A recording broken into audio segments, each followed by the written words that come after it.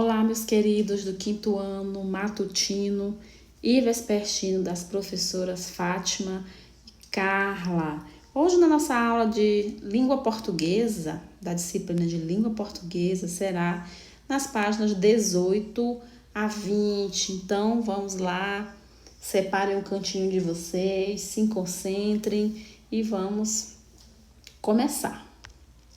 Hoje, na nossa aula, nós iremos falar sobre homônimo e parônimo. Ah, professora, mas eu tô vendo aqui na página 18 que não tá falando nada disso. Mas vocês vão entender daqui a pouco, depois que eu explicar. Correto? Então, preste atenção. Parônimos e homônimos são palavras que possuem semelhanças no som e na grafia, porém, os significados são diferentes. E por falar em significado, cabe ressaltar que esse é um fator importante na hora da construção da nossa fala, dos nossos discursos, da nossa oralidade, tá? E também, principalmente na hora da escrita, porque a nossa gramática normativa exige que nós escrevamos corretamente, certo? Para que esse erro não ocorra, né, é importante que a gente utilize, que vocês utilizem alguns recursos. Que tipo de recursos são esses? Mais uma vez, a leitura. Gente, não existe melhor recurso para a gente falar melhor, para a gente escrever melhor do que a leitura. E também, no caso aqui de homônimos e parônimos, o uso do dicionário, já que elas são palavras que têm semelhanças no som, semelhanças na grafia, porém significados diferentes. E esses significados eu encontro lá no dicionário, correto? Então vamos lá. Os homônimos e parônimos são termos que fazem parte do estudo da semântica, ou seja, o significado das palavras. E vamos ver aqui o que são palavras consideradas parônimas. São palavras que apresentam pronúncia e escrita muito semelhantes. Elas não são iguais, mas elas se parecem, elas são semelhantes, mas têm os significados diferentes, como aqui nos exemplos as palavras posar, que é posar para a fotografia, fazer pose, e pousar, aterrissar, né? Vou mostrar o exemplo aqui para vocês com as imagens para ficar melhor de vocês entenderem. Temos aqui, ó, posar. A modelo está posando para a fotografia. Pousar é aterrissar, né? O avião aterrissou. Quem nunca foi esperar um parente lá no aeroporto, que a gente espera o horário do voo? Não, a nave já está aterrissada, já está no pátio. Correto? Lembre-se, elas são semelhantes no som e na escrita, mas tem significado diferente. Posar, pousar. Correto? Próximo. Temos também outro exemplo aqui das palavras cumprimento e comprimento. Cumprimento vem de cumprimentar, né? Um colega, quando a gente encontra um parente, tá certo?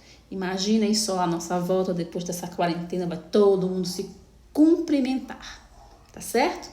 Agora temos a outra imagem, comprimento, né? As crianças estão medindo aqui o comprimento da sala de aula, tá certo? Cumprimento de cumprimentar pessoas e comprimento eu uso para medir. Bem facinho, não é difícil. Próximo, agora nós vamos ver as palavras que são consideradas, vou passar aqui rapidinho, homônimas. São palavras que geralmente têm a mesma pronúncia. Aqui, lá nas parônimas, elas têm a pronúncia semelhante. Aqui na homônima, ela tem a mesma pronúncia, mas a escrita e o significado são diferentes, ok? São palavras que geralmente têm a mesma pronúncia, mas significados diferentes. E quase sempre a escrita também é diferente. No primeiro exemplo, nós temos aqui caçar, com C cedilha, E temos a palavra caçar com dois S's. Vejam só, caçar, caçar. Vejam que o som é o mesmo, tá? A pronúncia é a mesma, porém a escrita e os significados são bem diferentes. Caçar com C cedilha significa abater a presa, né? Esse cãozinho aqui foi caçar e pegou esse passarinho, esse patinho aí, sei lá. E temos o caçar com dois S's, que significa privar, apreender alguma coisa, recolher, no caso aqui documentos, né? Na imagem eu coloquei uma carteira de habilitação, quando a pessoa não obedece às leis de trânsito, né? A carteira pode ser caçada, ou seja, pode ser apreendida, recolhida e ela fica proibida de dirigir, certo? Isso também pode acontecer em mandatos políticos, tá? Podem caçar o mandato de um governador, de um prefeito, de um vereador, para impedir que ele exerça o seu trabalho, ok? Então vamos lá. Temos também cesta e cesta. Vejam que é o mesmo som, mas a grafia e o significado é diferente. Cesta, com C, recipiente usado para guardar ou carregar objetos. Quem não gostaria de uma cestinha dessa aqui cheia de chocolates, né? Eu queria. E temos cesta com S e X, né? Que significa um número ordinal ou fracionário que corresponde ao número 6. Temos o desenho aqui dessas crianças, né? Podemos dizer que essa de vestidinho verde, vou dar o nome dela de Marina. Marina é a sexta da fila, ou seja, a ordem que ela está é a sexta posição, número ordinal.